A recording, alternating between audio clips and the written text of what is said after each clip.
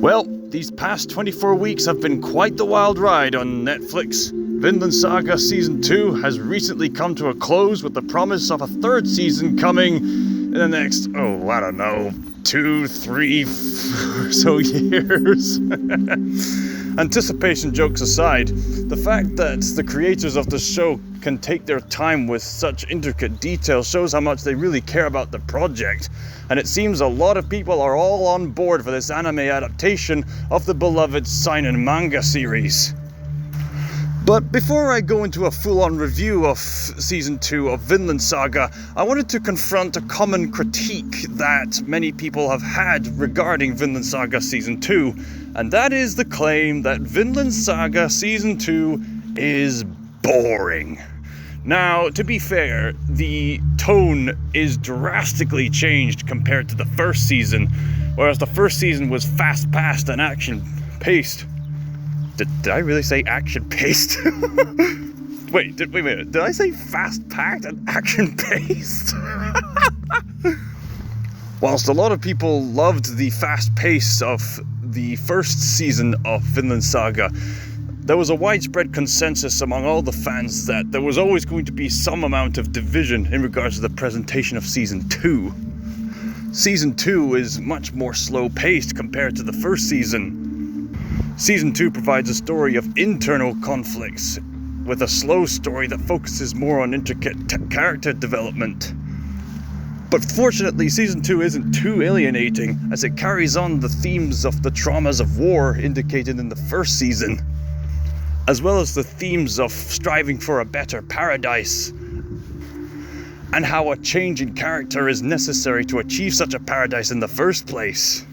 Since if we never humble ourselves, we'll never get the paradise that we seek. But it seems these kind of themes were just flying over people's heads when they claimed that Vinland Saga Season 2 was boring, because those themes were prevalent all throughout Season 1. And since Season 2 carries out these themes so well, I have to sincerely ask, to the people who say that Vinland Saga Season 2 is boring, all because of the slow pace, all because it gets boring, all because it strays away from the violence that fans really liked from the first season of the show. I have to sincerely ask, were you at all paying attention to the implications of the first season at all? Right from the get-go, from the first several chapters of the story, whether you read the manga or watch the anime, outright says the mantra, "You have no enemies." And as the story goes on, it's more clear that that quote is not just a pacifist mantra. It's also a key teaching to humble yourself, to realize you could be as capable as doing evil as the very people you claim to be against.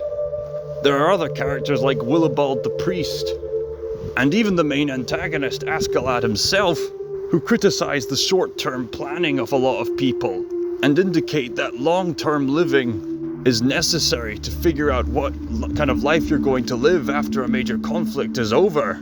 But all these themes of war and peace seem to have gone over quite a lot of fans' heads, because all they care about is being action junkies. They've got no time for slow and nuanced character development. Just give me the sweet action junkie stuff to give me that sweet dopamine. And look, I won't deny that the first season had some spectacular action scenes. Did I just say had some spectacular scenes? I won't deny that the first season had some spectacular action scenes. But even the first season, with all its action scenes, never once glorified a life of war as a good thing. There are deliberate scenes of Vikings pillaging innocent villagers. Okay, mostly innocent villagers. And it shows our main character Thorfinn in a pretty sour light. Not to mention the author himself isn't very fond of a life of violence. The author himself advocates for a life of peace, which is quite remnant throughout the entire saga, as the author seems to latch himself onto peace-loving ideologies such as Stoicism and Christianity all throughout the series. I can understand that a drastic change in tone can be alienating for a lot of people, but I insist, if they were actually paying attention to the plot implications and themes in the first season, then the second season would actually make a lot of sense. So in light of this, these people who say that Vinland Saga 2 is boring, okay, a slow pace, I can understand. But to the point of having it completely destroy Vinland Saga altogether, I just think, were you even paying attention to begin with? A sword is a tool meant to kill. Why do you need it? Whose life do you intend to take? Enemies. Your enemies? Who are they? The ending of the first season was literally called the end of the prologue. The prologue. Let that sink in. That means that this prologue is just a taster of the real story. And given the drastic tone and pace of the next season and the seasons to come, it highly indicates that the fast-paced action of the first season isn't the center of attention. So to make a long story short, I would highly advise anyone complaining about Vinland Saga Season 2 to just go read and watch the first arc of Vinland Saga again. And this time, try not to focus so much on the fight scenes, but rather what people are talking about, or even the subtle character cues and developments in between the fights, or even certain hints during the fights. Honestly, the moment you open yourself up to that, I think you'll be more open-hearted towards what Season 2 is trying to achieve. And think about this. The entire saga is not called the Violent Saga, it's called the Vinland Saga. What's the main center of attention? Vinland. How is Vinland described? A land without slaves and without war. Think about it. Without war.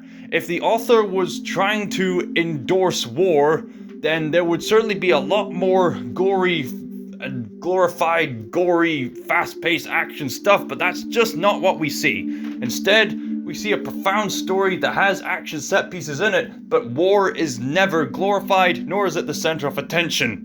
Instead, we get a profound story in which peaceful ideologies at the time are used to try to find the paradise that everyone is trying to seek and strive for. If you're someone who watches the anime, and you're someone who's very, very annoyed about the structure and where it's going, I just urge you to keep watching and keep an open mind. Try and think about the character as someone who is growing, someone who is changing. Because the way I see Thorfinn from the beginning of the story to now are two completely different people. And that's what I personally love. And people can vary on how the author delivers that message. Perhaps this author isn't everyone's cup of tea, so to say.